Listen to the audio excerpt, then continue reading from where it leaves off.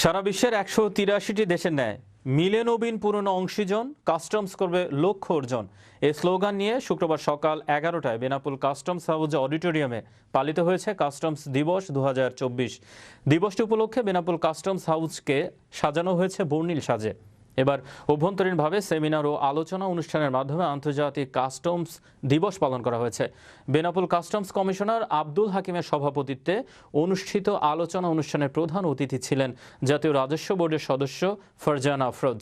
বিশেষ অতিথি হিসেবে উপস্থিত ছিলেন যশোরের কাস্টমস কমিশনার কামরুজ্জামান, যুগ্ম কমিশনার সাফায়েত হোসেন, বেনাপোল বন্দরের পরিচালক রেজাউল করিম, সি&এফ এজেন্টস অ্যাসোসিয়েশনের সভাপতি জনাব শামসুর রহমান, সাধারণ সম্পাদক জনাব এমদাদুল হক লতা ও সিনিয়র সহ সভাপতি খায়রুজ্জামান মধু। এছাড়াও কাস্টমস হাউসের কর্মকর্তা, কর্মচারী ও সি&এফ এজেন্টস ব্যবসায়ীরা উপস্থিত ছিলেন। অটোমেশন প্রক্রিয়ায় যেতে হবে এবং তত আপনার একটা সিস্টেম দ্রুত এবং স্মুথলি রান করবে। এই একটা জায়গায় আমাদেরকে আপোষ করার কোনো সুযোগ নেই। আপনারা ইতিমধ্যে যারা কাস্টমার সবাই জানে যে বৈশ্বিক প্রেক্ষাপটটা সেটা আমাদের খুব ফেভারেবল ছিল না। আমাদের অনেক বিরূপ পরিস্থিতিতে আমাদের আসলে কাজ করতে হয়েছে। সেটা আপনারা যারা ব্যবসায়ীর সাথে সংশ্লিষ্ট তারা প্রতি পদে পদে বুঝতে পেরেছেন। তার সত্ত্বেও এই অর্জন সেটা আসলে অনেক